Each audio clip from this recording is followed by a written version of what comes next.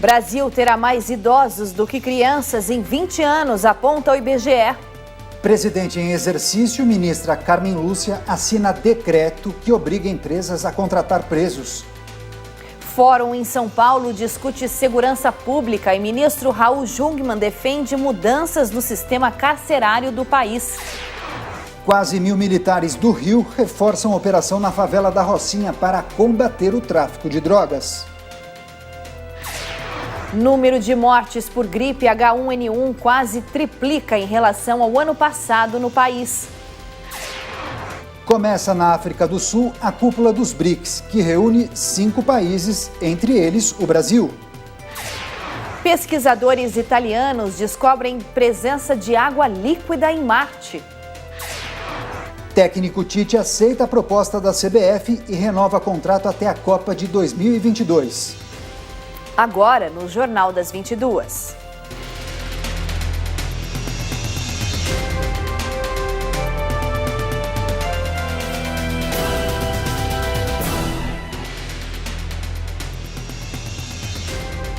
Olá, boa noite. Ótima noite para você. A partir de agora, empresas que prestam serviços para o governo federal terão que contratar presidiários ou ex-presidiários numa nova política de ressocialização e combate a facções criminosas. O decreto foi assinado pela presidente em exercício, Carmen Lúcia, e definiu que contratos acima de R$330 mil ofereçam de 3% a 6% de vagas para a nova política. Já está em vigor a Política Nacional de Trabalho no âmbito do sistema prisional, que determina que empresas contratadas pelo governo federal ofereçam cotas de vagas de emprego para presidiários e ex-presidiários, sempre que os contratos ultrapassarem R$330 mil. O texto foi assinado pela presidente da República interina, Carmen Lúcia, e publicado no Diário Oficial da União. Para o ministro da Segurança Pública, Raul Jungmann, o programa é fundamental para criar uma possibilidade real de ressocialização e combater o recrutamento de facções nos presídios. Se nós não implementarmos e não levarmos e ampliarmos um programa como esse, as facções criminosas estarão sempre criando a dependência, seja dos presos, seja dos egressos. Então, essa política, para resumir, ela tem uma função fundamental. Em primeiro lugar, de assegurar, como prevê a Constituição, a ressocialização e a reeducação dos presos e, evidentemente, isso impactando sobre os egressos. Mas tem também a função de combater a criminalidade de base prisional, combater as grandes facções. Para ter o direito de participar dessa iniciativa, os detentos vão precisar da autorização do juiz da Vara de Execução Penal.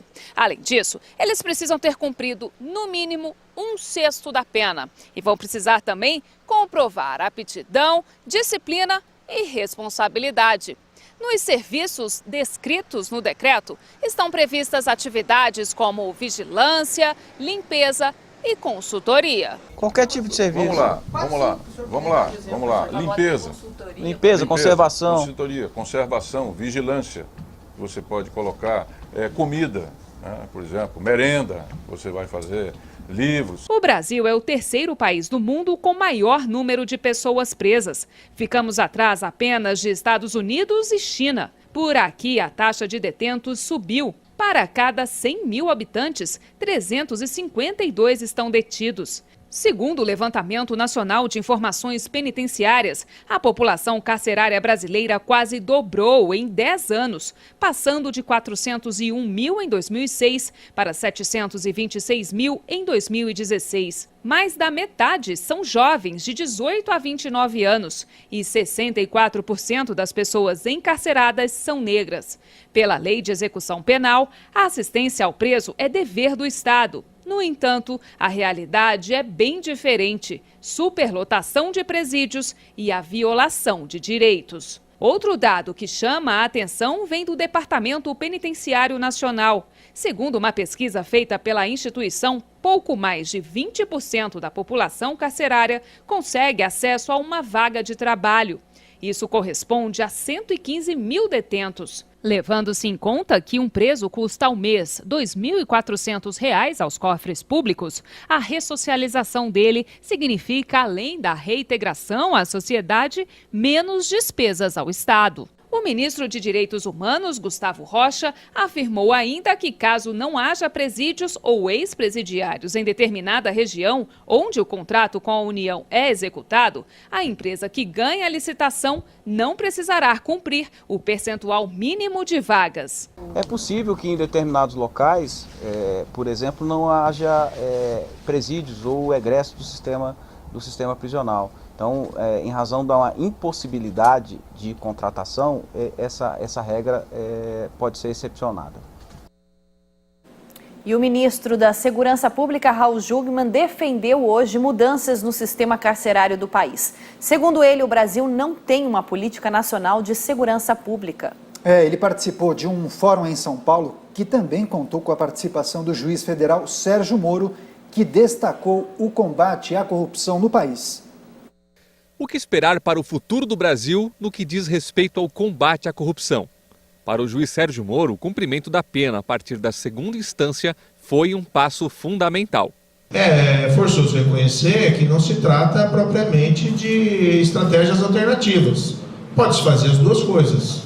Então a justiça tem que funcionar e, por outro lado, tem que haver reformas políticas mais gerais para a prevenção do crime. Questionado sobre o embate que o envolveu ao tomar decisão nas férias para manter a prisão de Lula, Moro rebateu as críticas que recebeu. Podem me acusar de muita coisa, mas eu sempre agi com absoluta transparência em minhas decisões e colocando minhas razões. Infelizmente, por questões relacionadas ao meu trabalho, eu não tenho a possibilidade completa de debater isso numa entrevista. O debate se encerrou com um tema que levantou alternativas à segurança pública. O ministro Raul Jungmann propôs como uma das soluções a mudança no sistema carcerário. O NEM, o Fernandinho Veiramar e o Marcinho VP têm 37 advogados. O que você acha disso? Você acha que alguém precisa de ter 37 advogados? Ou são pombo-correios que estão lá dentro? Então, o que você verifica, e é evidente que você tem que separar, não pode simplesmente, não estou aqui criminalizando advogado nem defensor. Eu estou apenas chamando a atenção que se o sujeito que lidera uma dessas grandes gangues e facções, tá certo? Que estão aí provocando violência de toda sorte, de toda ordem, ele continua lá dentro comandando o crime, nós estamos enxugando gelo.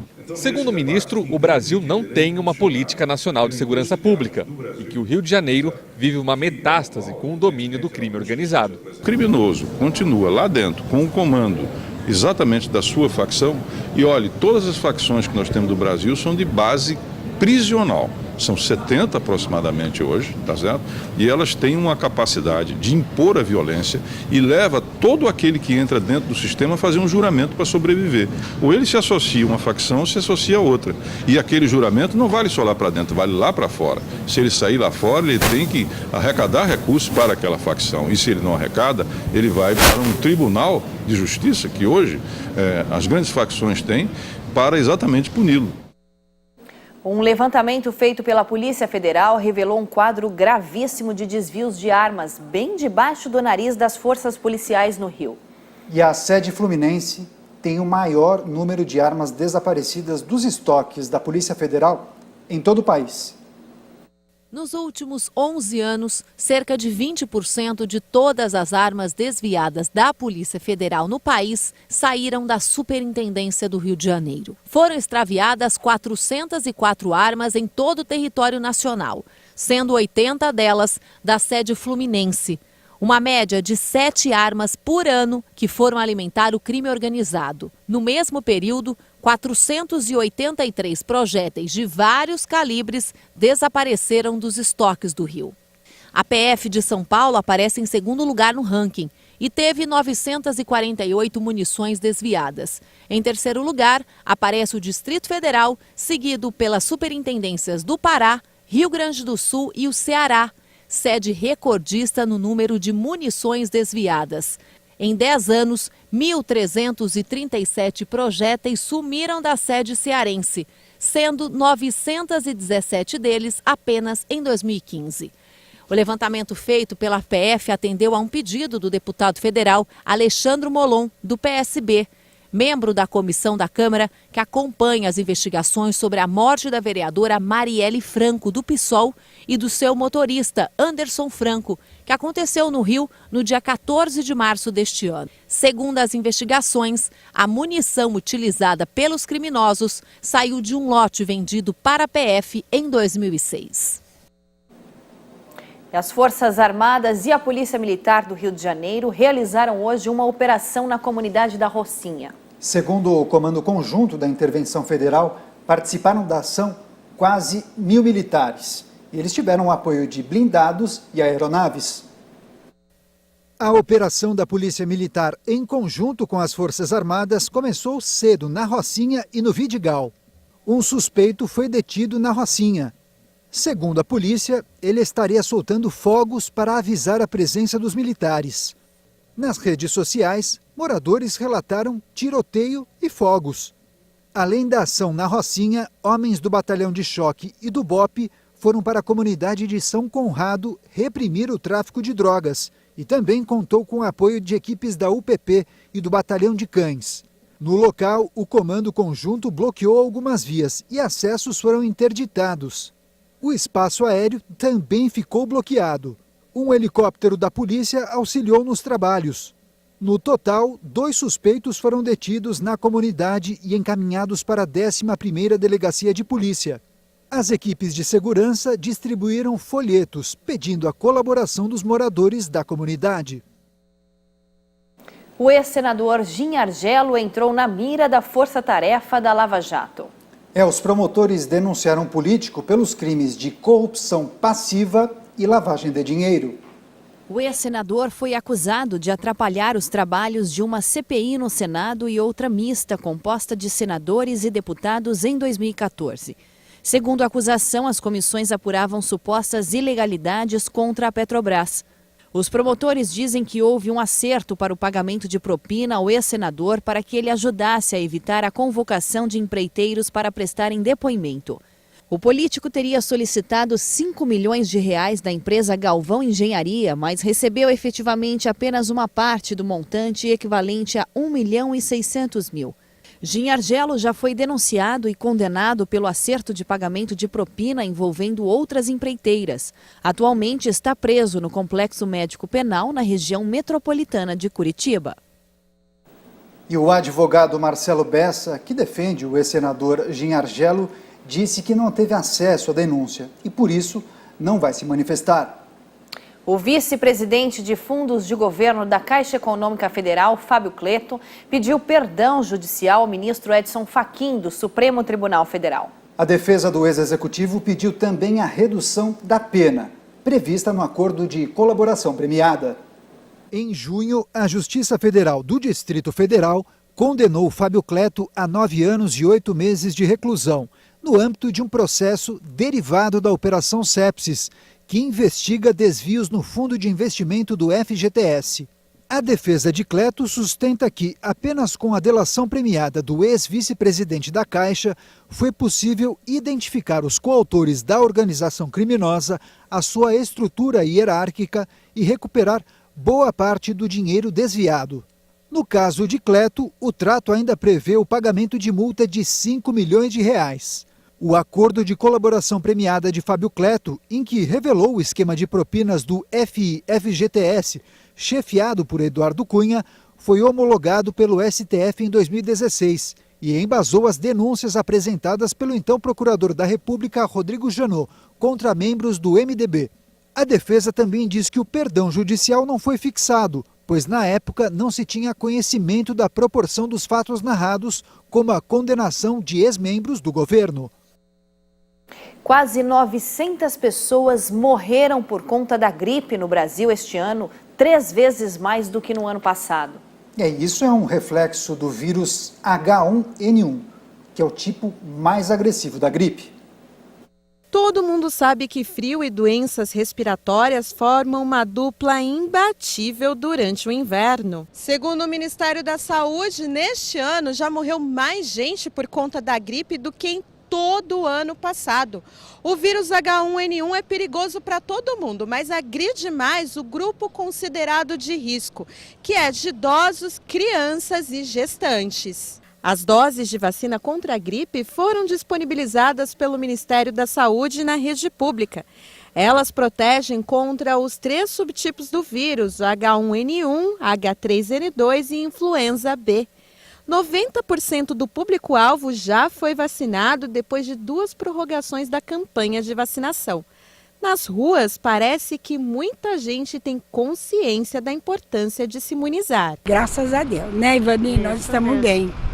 E a senhora já tomou? Já, imagina, eu tomo desde 50 e poucos anos, eu já tenho 71.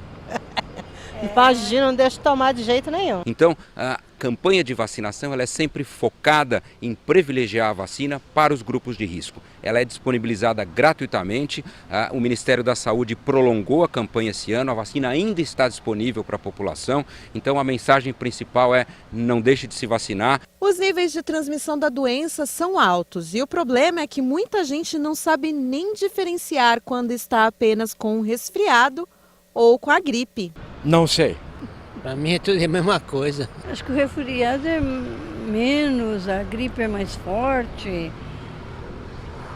É assim? De maneira geral, a gente pode dizer que a gripe tem um comportamento de maior impacto para a saúde do indivíduo. Ela cursa sempre com mais chance de provocar febre, mal-estar no corpo, o indivíduo não consegue muitas vezes nem sair para trabalhar ou uma criança ir para a escola, enfim, ela tem um impacto muito mais importante na saúde do indivíduo. O resfriado, de maneira geral, ele não provoca febre ou se provocar uma febre baixa, ele impacta menos na saúde do indivíduo, seguramente tem um risco infinitamente menor de complicações, de hospitalizações e consequências mais graves, mas claro, há muitas vezes quadros que é difícil distinguir uma coisa da outra e às vezes há uma confusão entre esses vários vírus respiratórios que provocam o que a gente chama de síndrome gripal, né, ou todas essas infecções. Sem dúvidas, a prevenção é a arma mais eficaz para combater a doença.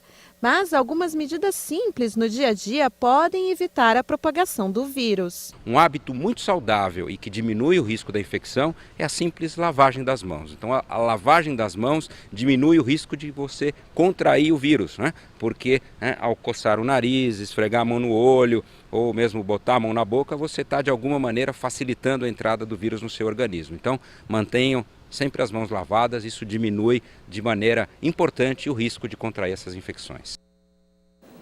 E veja a seguir, pesquisadores anunciam que há indícios da presença de água em Marte. E você vai ver também. Prepare o bolso. Petrobras anuncia aumento nos preços da gasolina.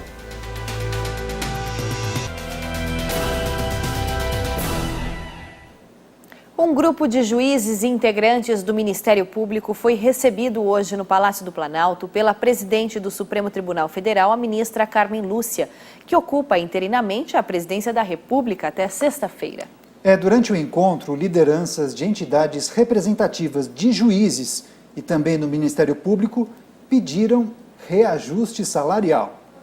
No pedido de audiência no Palácio do Planalto, o grupo informou que entregaria uma nota técnica sobre prisões de condenados por tribunais de segunda instância.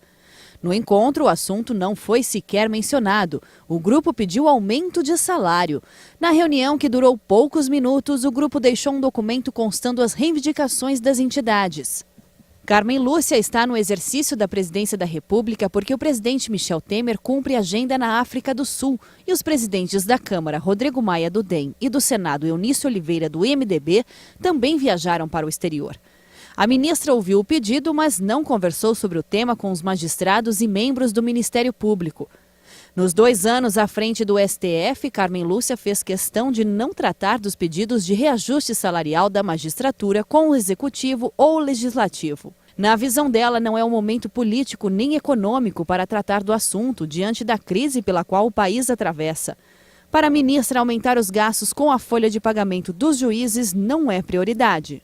Presente à reunião, o presidente da Associação Nacional dos Procuradores da República, José Robalinho Cavalcante, afirmou que as categorias pedem um remanejamento na proposta de orçamento de 2019, que contemple um reajuste de 16,38%.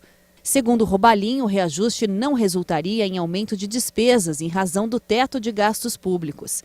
Assim, segundo ele, o reajuste seria possível com o remanejamento de valores do orçamento por meio da redução de despesas de outras áreas. Robalinho afirmou que a Procuradora-Geral da República, Raquel Dodge, já recebeu o mesmo pedido e que as entidades vão procurar os demais ministros do STF para discutir o assunto. O STF e o Conselho Superior do Ministério Público Federal aprovam as propostas de orçamento a serem enviadas ao Executivo. Os valores deverão ser incluídos no projeto de orçamento da União de 2019 a ser enviado ao Congresso até 31 de agosto deste ano. A assessoria de Carmen Lúcia informou que a ministra recebeu um documento com as propostas das entidades e limitou-se a ouvir os argumentos. De acordo com o Palácio do Planalto, participaram da reunião representantes de 8 entidades ligadas à Justiça, entre elas a Associação dos Juízes Federais do Brasil e também a Associação Nacional dos Membros do Ministério Público. A gasolina estará mais cara nas refinarias a partir de amanhã. Veja essas e outras notícias nos destaques da economia.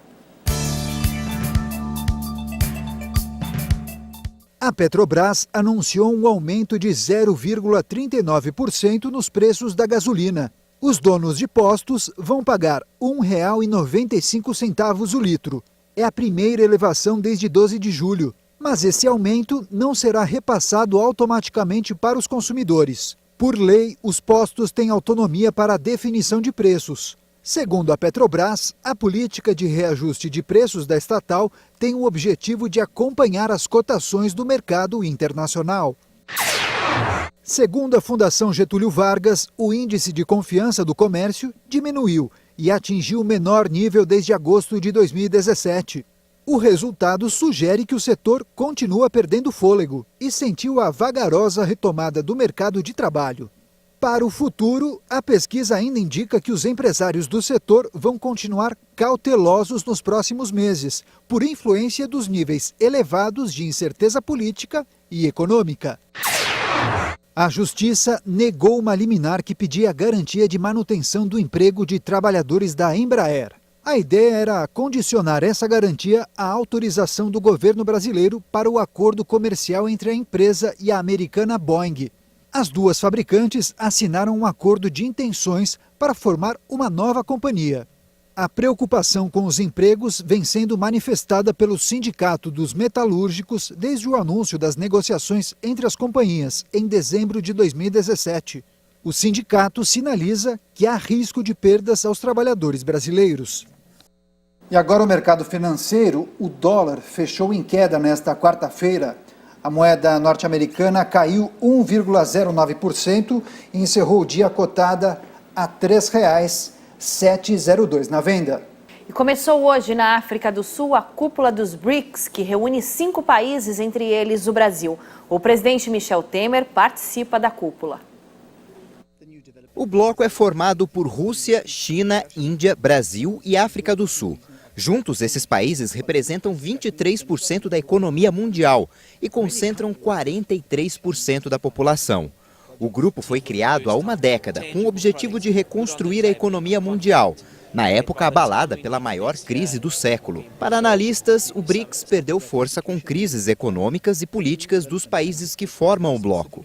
O presidente chinês, Xi Jinping, foi o primeiro a chegar a Joanesburgo. Ele se encontrou com o presidente sul-africano Cyril Ramaphosa e tem o desafio de sair do encontro com aliados comerciais. O bloco tem a missão de discutir, entre outros temas, a chamada Quarta Revolução Industrial. É que as novas tecnologias estão mudando o mercado de trabalho e, com isso, profissões estão acabando e outras surgindo. O problema é que grande parte da mão de obra desses 5 países não está preparada para essas mudanças. E pelo menos 26 corpos foram encontrados no Laos, após a ruptura de uma represa que inundou vários vilarejos. Os trabalhos de resgate continuam e pelo menos 3.000 desabrigados ainda esperam por socorro. Equipes de resgates recuperam corpos, mas dezenas de pessoas continuam desaparecidas após a ruptura de uma represa que atingiu vários vilarejos no sul do Laos. Os sobreviventes enfrentam dificuldades e perguntam por que não houve avisos sobre o desastre. Alguns deslocados dizem ter sido alertados poucas horas antes da tragédia. 2 empreiteiros sul-coreanos afirmam ter reportado danos na barragem um dia antes. Em uma atualização nesta quarta-feira, o governo contabiliza mais de 130 desaparecidos. Somente na vila de Ban Mai, 50 pessoas estão sendo procuradas. Áreas remotas e sem acesso por causa da inundação dificultam os trabalhos de resgate. Dezenas de represas estão atualmente em construção no Laos, financiadas majoritariamente pela China. Grande parte da energia hidroelétrica é exportada para os países vizinhos, principalmente para a Tailândia. A situação preocupa ambientalistas, que temem os danos causados à natureza e aos moradores do Laos. Pesquisadores italianos anunciaram hoje que há indícios de presença de água debaixo de uma placa de gelo em Marte. O estudo foi publicado pela revista Science. A descoberta levanta a possibilidade de que se encontre vida no planeta vermelho, já que a água é essencial para a existência de organismos vivos. Os cientistas tentam há muito tempo provar a existência de água líquida em Marte. Os dados coletados por um radar da Agência Espacial Europeia mostraram que há um reservatório de água líquida repousando abaixo de camadas de gelo e poeira na região polar sul do planeta.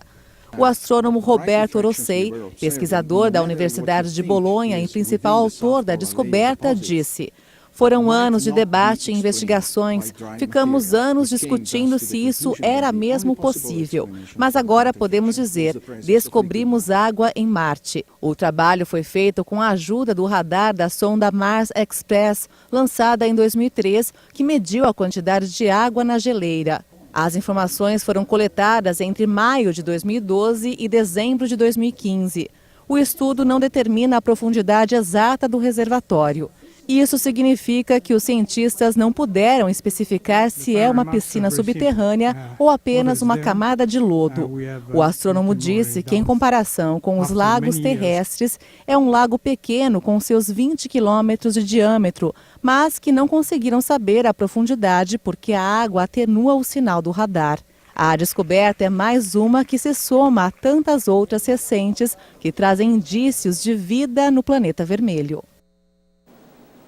E veja a seguir, polícia da Nicarágua nega ter responsabilidade pela morte da estudante brasileira. E você vai ver também. Incêndios na Grécia já deixaram quase 80 mortos, 180 feridos e um balneário totalmente destruído.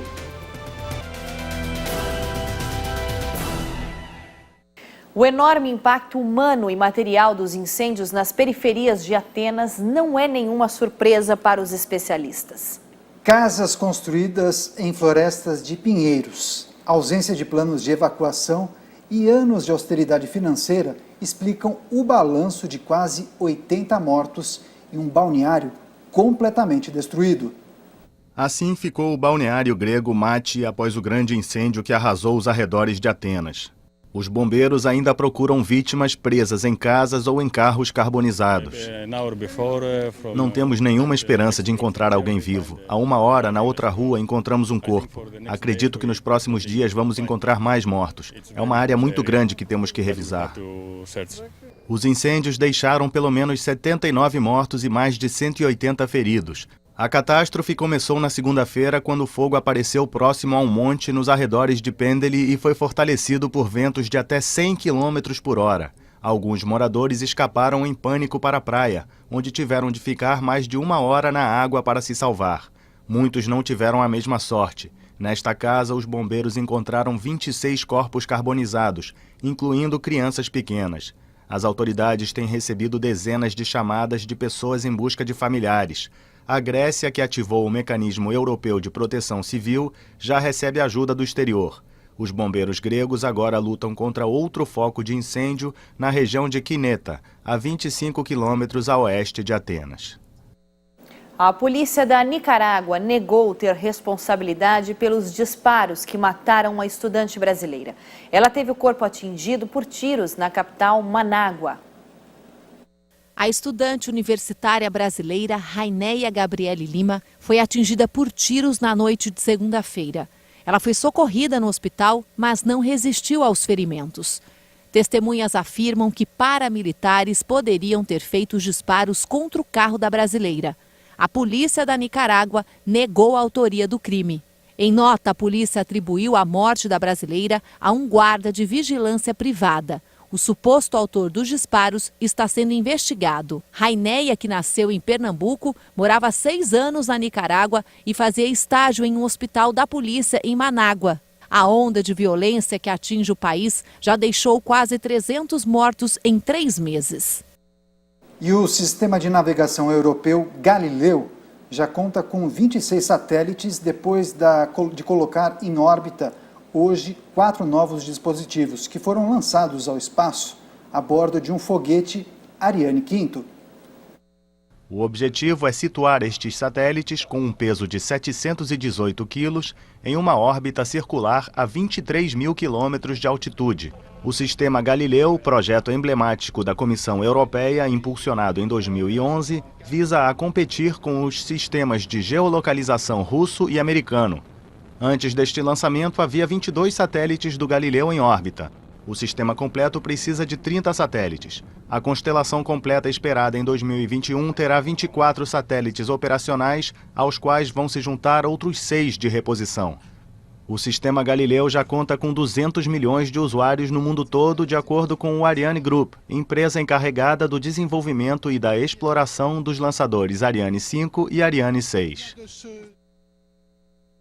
E veja a seguir, daqui a 20 anos, o Brasil terá mais pessoas idosas do que crianças, diz o IBGE. E você vai ver também. A atração em São Paulo ensina as profissões dos adultos para os pequenos.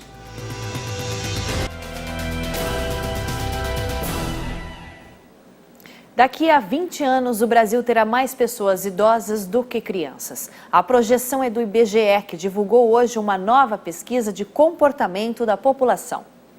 A tendência de envelhecimento dos brasileiros foi confirmada pela pesquisa Projeção de População, do IBGE. O cálculo é feito pelo Índice de Envelhecimento da População. E a conclusão é que em 2039, ou seja, daqui a 21 anos, o Brasil vai ter mais habitantes acima dos 65 anos de idade do que jovens de até 14 anos. Atualmente, para cada 100 crianças, existem 43 idosos no Brasil. Mas o crescimento da população da terceira idade tem sido muito maior. E nesse ritmo, em 2039, haverá uma inversão de papéis, com os idosos superando as crianças. Já em 2060, eles serão quase o dobro. As taxas de natalidade e de mortalidade infantil vêm diminuindo significativamente no Brasil nos últimos anos. E isso é uma inversão de tudo que a gente vinha tendo até então. O Brasil sempre foi conhecido e ainda em muito se acredita, embora isso não seja tanto verdade, um país predominantemente jovem. E não é. Você espera viver até quantos anos? O máximo possível, né? Você está com quantos anos hoje? 33. Na minha família tem pessoas que duraram até 93 anos. Eu mesmo tenho uma tia minha que tem 87, viaja, faz natação. Então acredito que essa perspectiva sim aconteça, mas seria bom que acontecesse de uma forma que a pessoa tivesse qualidade de vida. Qual que é o segredo, na sua opinião, de viver tanto? Como você imagina a sua velhice? Como você espera que seja a sua velhice? Acho que era não ficar mórbido, né? Fazer exercício, trabalhar, estudar, aprendizado constante, acho que isso melhora. O envelhecimento varia de estado para estado. A previsão é que o primeiro lugar onde os idosos vão superar as crianças seja no Rio Grande do Sul. Isso deve acontecer em 2029. Em seguida virão Rio de Janeiro e Minas Gerais em 2033. E nos anos seguintes, Rio Grande do Norte, Bahia e São Paulo. A pesquisa também prevê um aumento de 4 a 5 anos na expectativa de vida dos brasileiros. Em 2060, as mulheres deverão viver, em média, 84 anos e 2 meses. Já os homens, 77 anos e 9 meses. É claro que muita gente prefere olhar isso pelo lado alarmista. Meu Deus, como é que vai ser as aposentadorias? O sistema de previdência vai quebrar. Eu prefiro olhar pelo outro lado. Eu prefiro olhar pelo lado das oportunidades. É uma oportunidade para a gente aprender a valorizar uma minoria não numérica, mas ainda uma minoria social muito grande, que são as pessoas mais velhas, aprender a lidar com elas, no que elas têm de possibilidade de nos ensinar, de contribuir não só para a criação de uma família e manutenção de uma família, como também de toda uma sociedade. As férias já estão acabando, mas nunca é tarde para mexer com a imaginação e a criatividade da criançada. E uma atração em São Paulo mostra para os pequenos algumas profissões.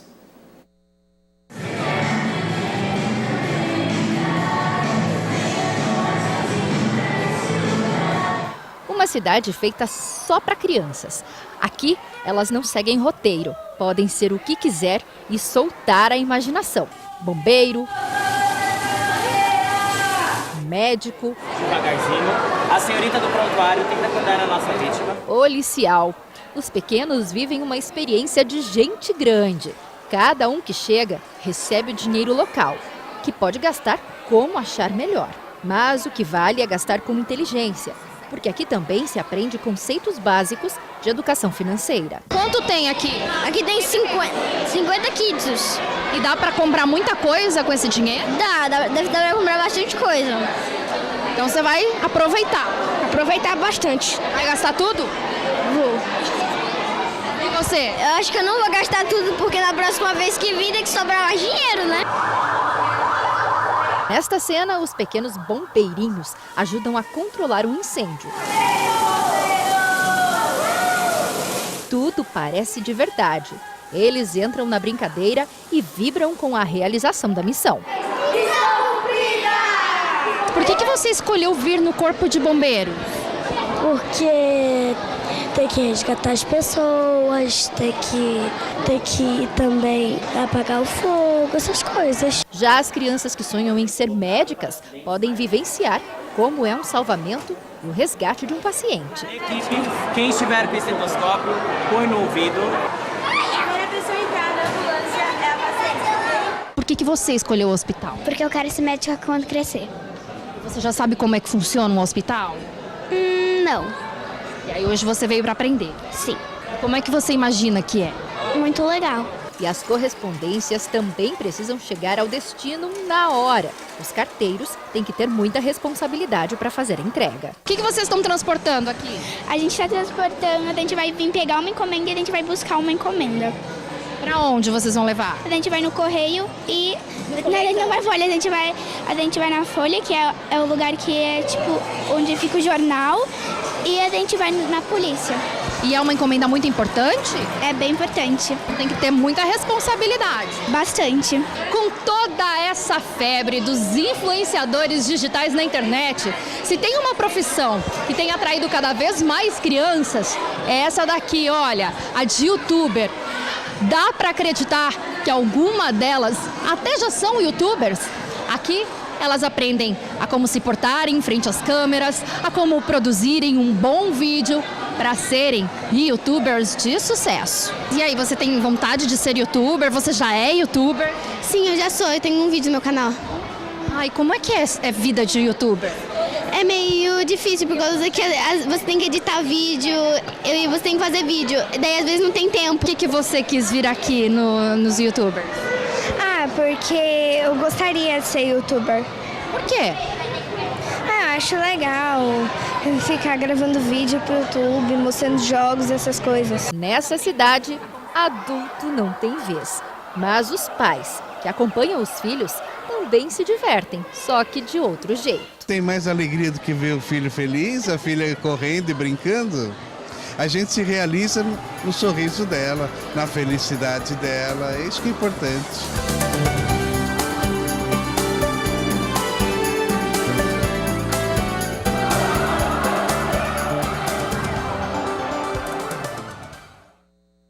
E o Jornal das 22 termina aqui. Ótima noite para você e bom descanso. Uma boa noite para você e até amanhã.